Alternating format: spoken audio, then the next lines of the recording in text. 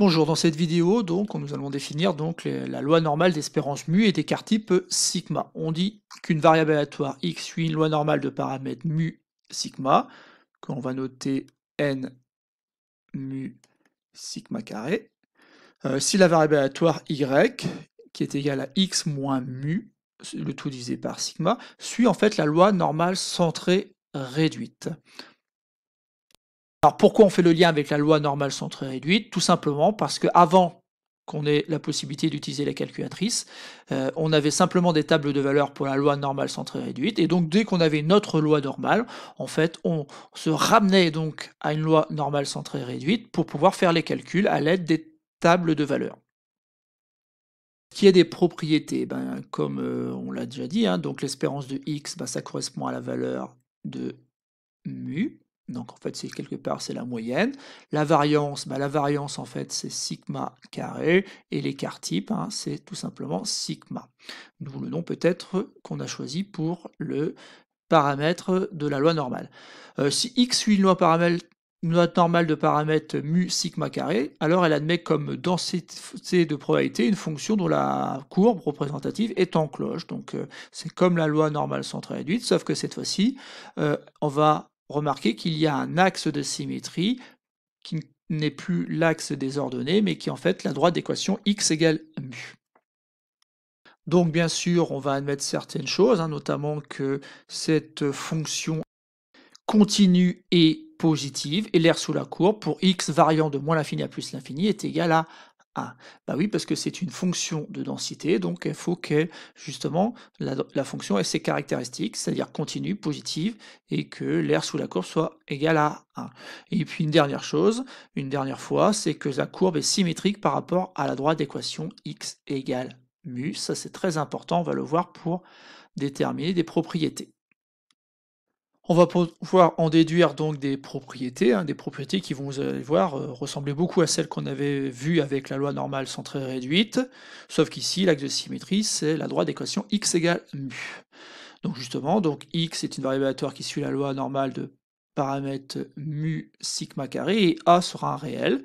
Donc première propriété, la propriété que x est inférieur ou égal à mu est égal à quelque chose qu'on veut déterminer assez rapidement. Pour cela, il suffit de représenter cette probabilité. Donc ça correspond à l'aire qui est assurée ici en bleu.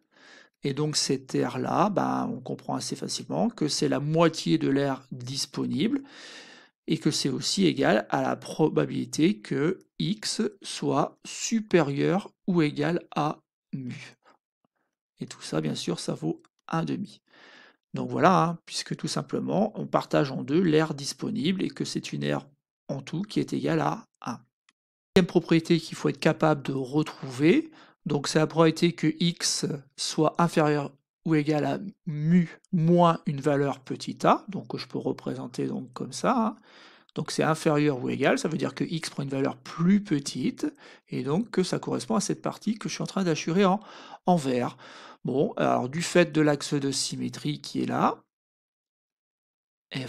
on peut imaginer donc assez facilement que, en fait, il existe une autre aire égale qui correspond tout simplement à la probabilité que x soit supérieur ou égal à mu plus a.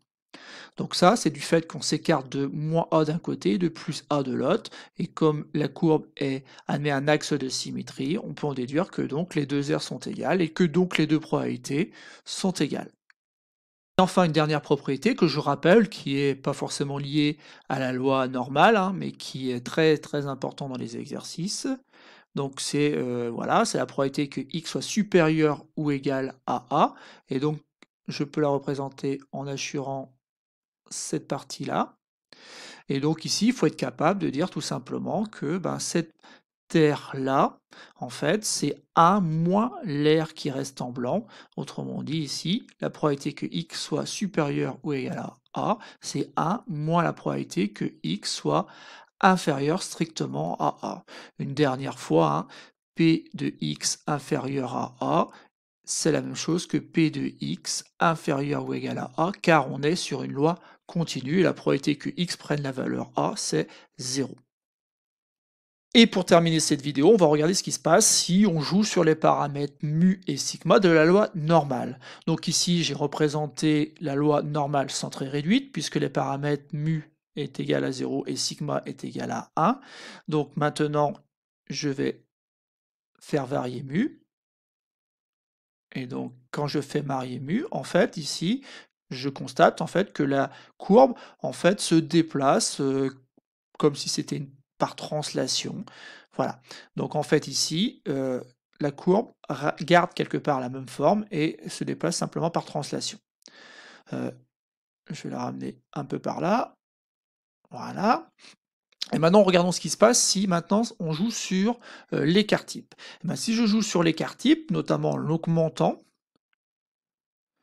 eh ben, la courbe devient de plus en plus aplatie, on va dire de plus en plus évasée, comme ça. Alors là, c'est normal, hein, puisqu'en fait, plus l'écart type est important, plus la dispersion est importante, et donc plus les valeurs sont différentes, quelque part, de la valeur moyenne. Hein, au contraire, hein, si je réduis donc l'écart type, vous voyez bien que finalement, la courbe reprend sa forme en cloche et de manière plus accentuée encore. Et donc ça veut dire qu'en fait, il y a une dispersion qui est moindre et que du coup, les valeurs qu'on obtient sont très proches en fait de la valeur moyenne qui était en fait ici de 3,1.